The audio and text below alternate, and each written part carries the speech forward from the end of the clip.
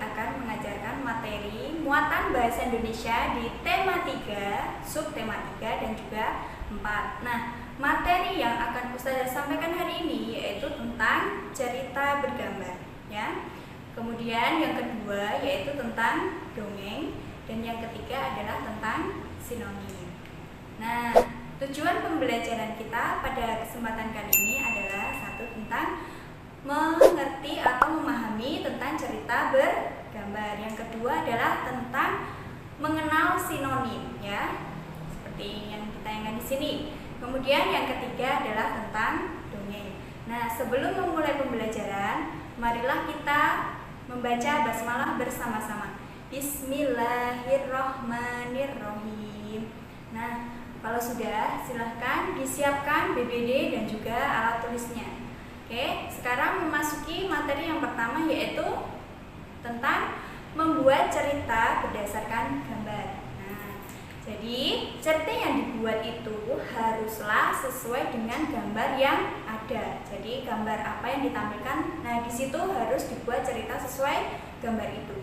Cerita yang dibuat berdasarkan gambar juga dapat dikembangkan sesuai dengan imajinasi kita. Nah, contoh di sini ada gambar ini ya. Di situ ada 4 gambar, ya. Ada 4 gambar berseri. Nah, nanti kita akan menceritakan masing-masing dari gambar itu, ya. Jadi caranya itu adalah kita menceritakan masing-masing dari gambar itu, ya. Urutannya yang dari atas selalu ke bawah. Nah, sekarang kita lihat satu persatu gambarnya ya untuk tahu ceritanya nanti tentang apa. Nah, sekarang yang pertama di sini adalah ada gambarnya. Di sini ceritanya seperti ini ya.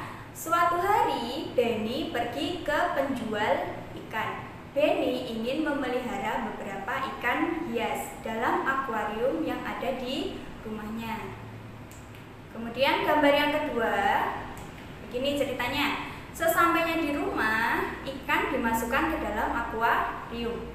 Dalam akuarium diberi beberapa hiasan berupa tumbuh-tumbuhan dan batu-batuan supaya terlihat lebih menarik. Nah, sekarang gambar yang ketiga di sini kita ceritakan sesuai gambarnya. Setiap hari Benny memberi makan ikan peliharaannya. Ikan diberi makan berupa pelet. Pemberian makanan ikan dilakukan secara teratur. Nah, gambar yang terakhir kita ceritakan sesuai gambar di situ. Setelah itu, setiap seminggu sekali Benny juga mengganti air dalam akuarium dengan air yang bersih. Biasanya setelah beberapa hari air dalam akuarium terlihat keruh akibat kotoran ikan. Dengan air yang bersih, ikan dapat hidup dengan sehat. Nah, seperti itu ya, Dek ya. Jadi kita harus menceritakannya itu sesuai dengan gambar yang disajikan ya. Jadi kalau misalkan dalam satu gambar itu boleh diceritakan itu minimal 2 kalimat. Mau 3 kalimat boleh, asal harus sesuai dengan gambar. Nah, nanti misalkan sudah selesai, nanti jadinya seperti ini ya. Jadi ingat, dalam bentuk paragraf, bukan 1 kalimatnya apa, 2 kalimatnya apa, bukan seperti itu ya. Jadi karena kita itu membuat cerita, jadi harus dalam bentuk paragraf. Ada judulnya, kalian bisa melihat di situ. Nah, judulnya adalah memelihara ikan. Nah, untuk paragraf yang pertama jangan lupa nanti diberi agak menjorok ya. Kemudian paragraf yang kedua baru kita gabungkan dengan paragraf yang ketiga seperti itu ya. Bisa dilihat di situ. Sudah dipahami? Nah, kalau sudah paham, sekarang kita memasuki materi yang kedua yaitu tentang sinonim. Sinonim itu apa, Us? Nah, sinonim itu atau persamaan kata. Misalkan kalian bisa melihat di sini. Nah, kata menolong itu sama dengan membantu, artinya sama dengan kata membantu. Kelompok itu juga sama dengan kata tim. Gembira itu sinonimnya senang. Putra itu sinonimnya anak laki-laki. Kalau anak perempuan berarti putri. Nah, kompak itu bersinonim dengan rukun. Dahan itu bersinonim dengan cantong atau ranti. Berwibawa atau berkarisma. Licik itu juga bersinonim dengan jahat. Lalu berdiskusi itu bersinonim atau sama artinya dengan bermusyawarah juga. Terus lezat itu juga bersinonim dengan kata enak. Nah, jadi sinonim adalah kosakata yang memiliki arti sama, ya, sama. Jadi sama ya, enak dengan lezat sama. Menolong itu juga sama dengan membantu. Seperti itu ya. Nah, kalau sudah paham, sekarang kita akan memasuki materi yang ketiga, yaitu tentang dongeng. Kalian pasti sering sekali ya mendengarkan dongeng. Nah, jadi dongeng itu merupakan cerita tradisional atau cerita yang disampaikan secara turun-temurun yang memiliki fungsi untuk mengajarkan nilai-nilai moral dan juga sebagai hiburan. Nah, seperti itu ya. Nah, sekarang dengarkan dongeng. Setelah ini dengarkan dongeng, lalu jawablah pertanyaan sesuai dengan dongengnya, ya.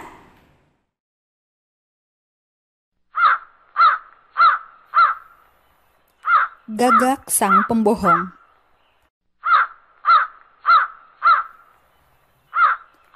Di pagi yang cerah, 4 burung pipit sedang bercanda penuh keakraban. Beberapa saat kemudian, pandangan mereka tertuju ke arah dahan yang lebih tinggi. Di atasnya, seekor burung bertengger memandangi mereka. Ia layaknya seorang raja yang bijaksana. Warna hitam yang membalut tubuhnya semakin membuatnya tampak berwibawa. Hai burung kecil yang lucu, aku adalah burung yang sedang tersesat. Aku meninggalkan wilayahku karena di sana banyak pemburu yang mengincar kami. Bolehkah untuk beberapa hari ini aku tinggal bersama kalian? Aku akan jadi sahabat terbaik dan siap membantu kalian. Tentu saja. Burung pipit merasa sangat senang. Mereka langsung mengutarakan masalah yang sering menimpa. Tampaknya mereka sangat percaya kepada Gagak yang siap membantu. Kami sedih sekali. Setiap kami pergi mencari makan, telur-telur kami selalu dicuri oleh ular. Ungkap sang burung pipit. Gagak mendengarkan dengan penuh seksama, sambil ia berpikir untuk melaksanakan niat jahatnya. Baiklah, serahkan saja urusanmu padaku. Silakan kau cari makan dan aku akan menjaga agar telur-telurmu tidak dicuri lagi. Para burung pipit sangat percaya pada Gagak. Mereka pun lalu pergi mencari makan. Hahaha, dasar burung ceroboh. Mereka sama sekali tidak berhati-hati. Padahal aku baru saja dikenalnya. Sekarang saatnya aku menikmati telur-telur ini. Lezat sekali. Sang Gagak merasa lapar lagi. Tanpa keraguan, ia menyantap telur-telur yang ada di depannya. Ia tidak mempedulikan sekitarnya. Tanpa disadari, seekor cicak mengawasi perbuatannya. Hari mulai sore. Saatnya burung-burung pipit beristirahat dan kembali ke sarang. Apa yang terjadi ketika mereka tiba? Pipit sungguh terkejut dengan apa yang dilihatnya. Telur-telur mereka pecah berserakan. Siapa pelakunya? Ular tidak pernah meninggalkan sarang seperti ini. Benar, ini sungguh mencurigakan. Hai burung pipit, aku sungguh kasihan melihatmu. Aku tahu siapa pelakunya. Pelakunya adalah Gagak yang licik. Keesokan harinya, burung Gagak menghampiri mereka. Ia tampak bersedih. Maafkan aku burung-burung kecil. Saat aku menjaga telurmu, ada burung elang mau mendatangi telurmu. Lalu aku mengusirnya. Aku sangat kaget. Ketika aku kembali, telur-telurmu sudah pecah. Aku berjanji hal itu tidak akan terjadi lagi. Gagak tampak sangat menyesal. Lalu, keempat burung pipit pergi menjauh dari sarangnya. Mereka bermusyawarah di dekat rumah penduduk. Kita harus memberi pelajaran pada Gagak supaya dia tahu kesalahannya. Oke, kita bagi tugas. Ada yang menyiapkan tempat, dan ada yang mematuk dahan pohon nangka agar getahnya keluar. Ayo, kita kumpulkan getah sebanyak-banyaknya, lalu kita taruh di sekeliling sarang. Mereka pun bergotong royong menyiapkan perangkap. Keesokan harinya, Gagak melaksanakan tugasnya menjaga telur. Di balik semak-semak, para burung pipit memperhatikan dengan seksama. Hei, lihat, Gagak itu mulai mendekati sarangmu. Iya, sungguh makhluk yang tidak tahu balas budi. Sebelum mencapai telur, kaki Gagak terasa lengket. Ia tidak bisa bergerak. Para burung pipit lalu menghampirinya. Hei Gagak, perbuatanmu sudah terungkap. Kamu tidak bisa mengelak lagi. Jika ular yang memakan telur-telurku, dia pasti menelannya dengan cangkangnya. Kalaupun dimuntahkan, kulitnya pasti remuk. Cecak juga jadi saksi perbuatan jahatmu. Maafkan aku, burung pipit. Aku telah menyalahgunakan kepercayaan kalian. Aku telah memakan telur-telur kalian. Meskipun elang telah meminta maaf, dia tetap harus mempertanggungjawabkan perbuatannya.